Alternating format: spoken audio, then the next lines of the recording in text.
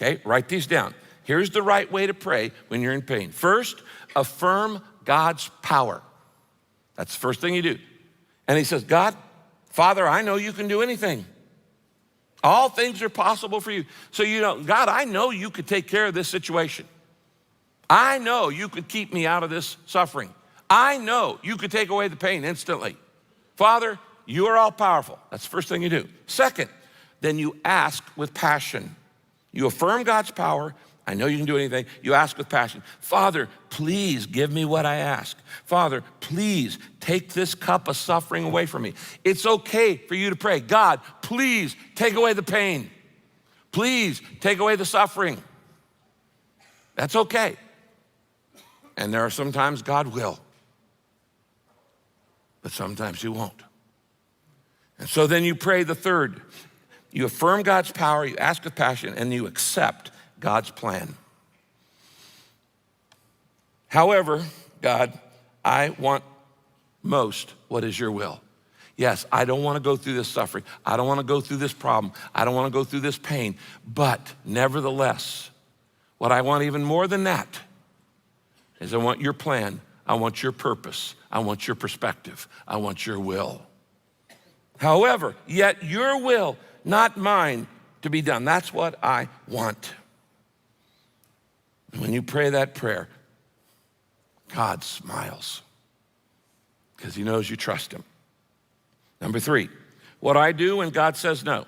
I trust that everything he does is in love, in his goodness. I pray the prayer of Jesus. I'm honest about what I want, but I say I really want more than anything else. I want your plan and your purpose. And number three, I expect God to give his grace to handle his answer.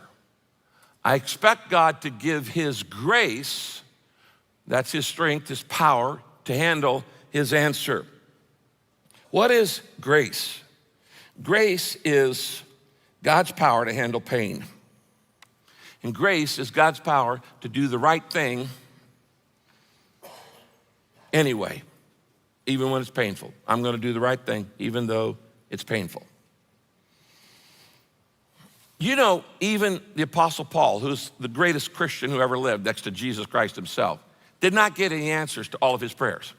In fact, he had what he called a thorn in the flesh. We don't actually know what it was, but it was a lifelong problem that caused great pain in his life.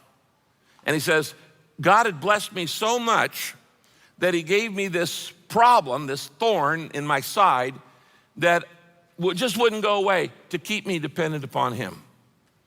And he says, many, many times I prayed for God to take it away, and God would not take it away. He said no. And here's what he says about that problem. 2 Corinthians 12, 8 to 10. 3 times I prayed to the Lord about this, and I asked him to take it away. God, take away this pain. But his answer was, my grace is all you need. For my power is greatest when you are weak. So, Paul says, I gladly boast about my weaknesses, my pain, my problems, my difficulties, so that Christ's power can flow through me. But when I am weak, then I'm strong. I'm not going on my power, I'm going on God's power.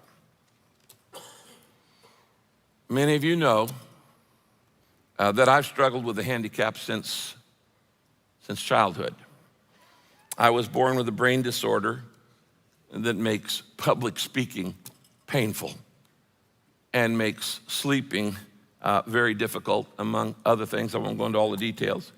I've been to the best doctors in the world.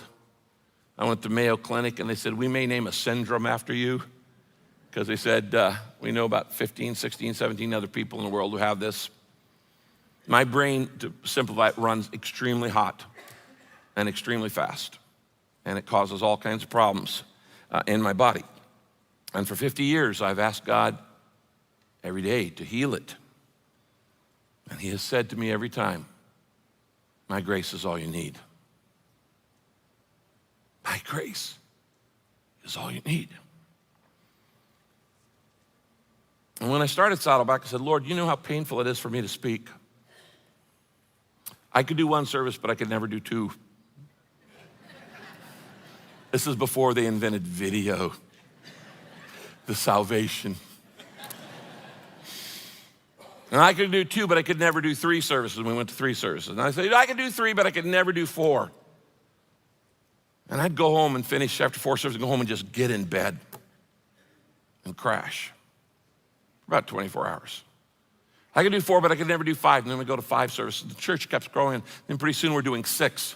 And I remember that decade where I'm doing 6 services every weekend. And at the end, if you didn't even have this, you'd be a basket case after doing 6 services. The emotional, physical energy that it takes to give out to thousands of people. And God just kept saying, my grace is all you need. And the very thing that has been the most painful in my life, God used to shape me and make me depend on him.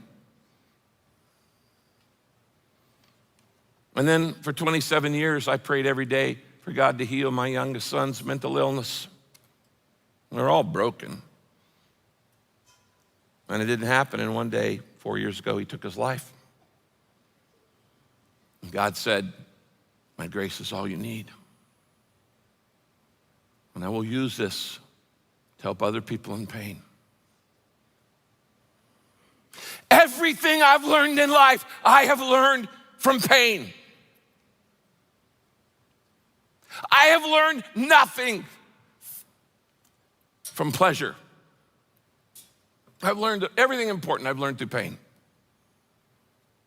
I have learned nothing from praise and compliments and having my picture on the cover of dozens of national magazines. Everything I've learned through criticism and attacks.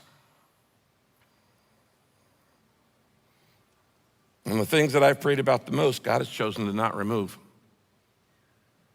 But like Job says, though he slay me, yes, will I trust him. God could kill me. I'm still going to trust him. If God never said yes to another prayer in my life, I still owe him the rest of my life. And you do too. If God never said yes to another prayer in your life, you wouldn't even be alive if it weren't for him. You wouldn't be saved if it weren't for him. You wouldn't be on your way to heaven if it weren't for him. All the things that God has done for you. If he never did another yes, he has a bigger plan, better plan, bigger perspective, and a greater purpose.